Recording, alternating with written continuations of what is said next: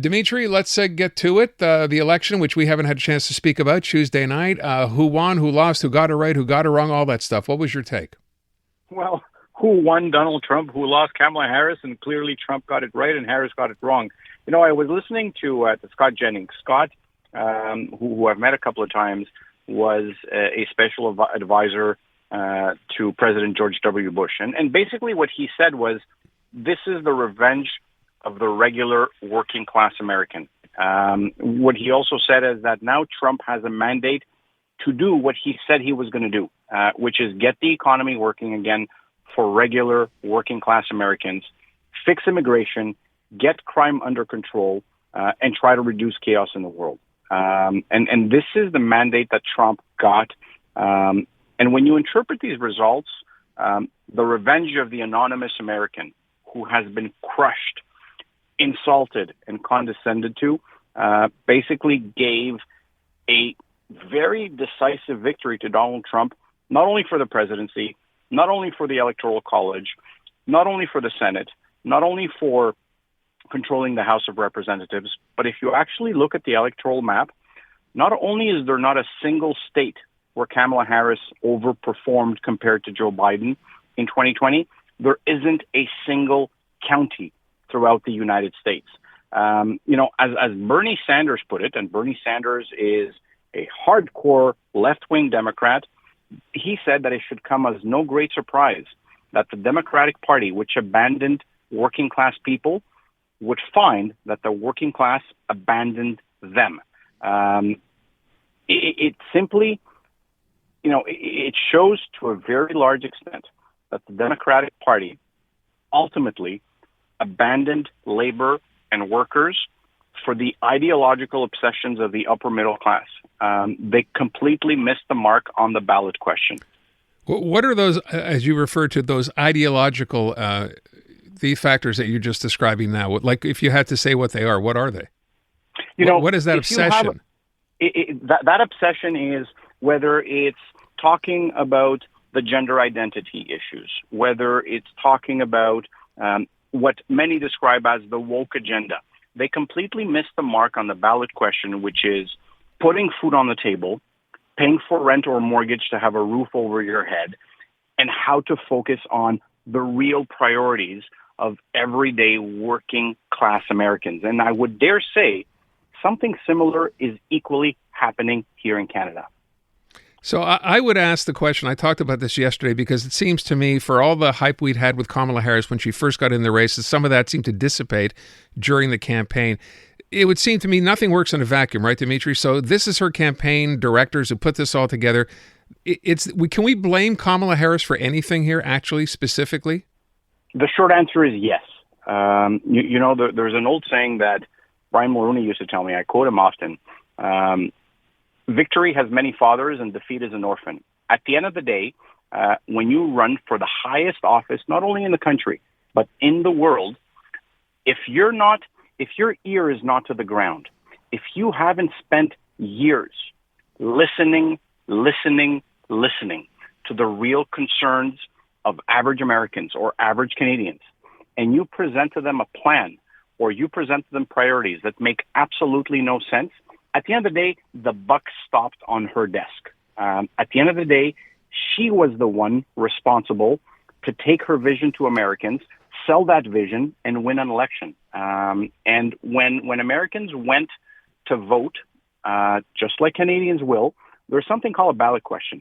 And that is where somebody who is in tune with the real priorities, what really matters, Aaron, they have figured out that they will be campaigning on those things. And the moment that, especially those who are undecided, when they go to vote, they ask themselves a question.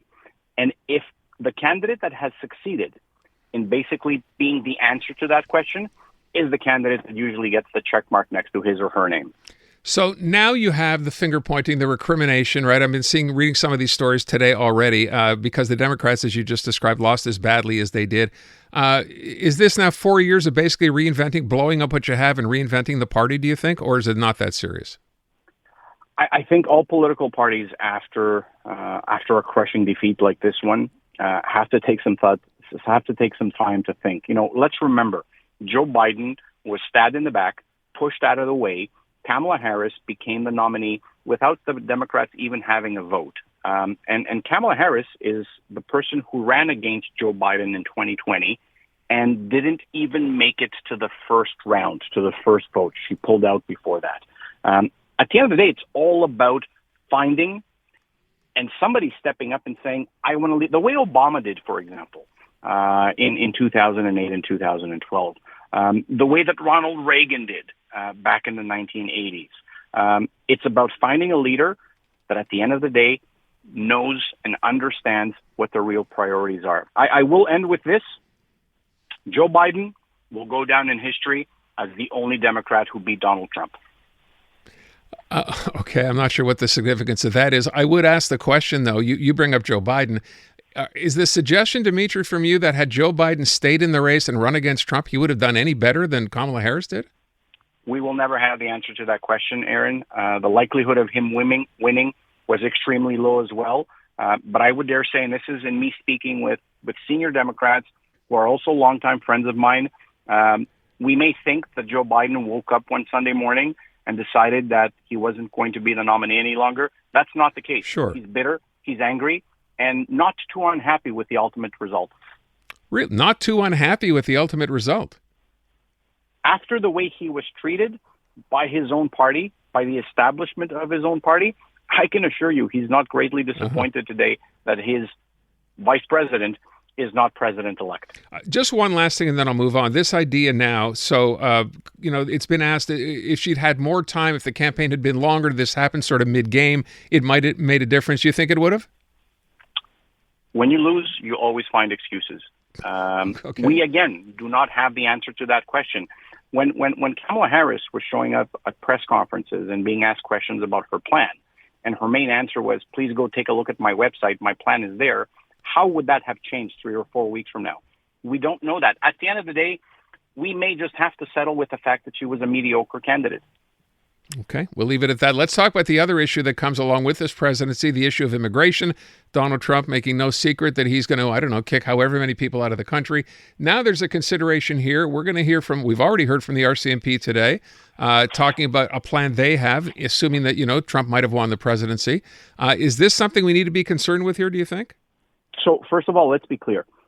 What Donald Trump is saying is that he will kick out people who went into the United States illegally, without following due process. I will simply take you back to the Obama administration and to the Trump administration. Over 8 years under the Obama administration, almost 3 million illegally entered people were deported under the Obama administration. That is an annual average of 375,000 people per year. Under the Trump administration, in 4 years for his first presidency, approximately 935,000 people were deported who entered the United States legally. So that's an average of 233,750. So Obama actually has a much stronger record on deporting more illegally entered people. Having said all of that, if the United States, regardless of the administration, rightfully so, I would say, wants to deport people who have entered the country illegally, Canada's job, and any Canadian government's job, is very simple. You must be able to control your own border. If the message or if the ability to enter Canada illegally is easy, then it's irrelevant as to how many illegals the United States are going to deport. It's at the end of the day, the integrity of our border system is the responsibility of the federal government.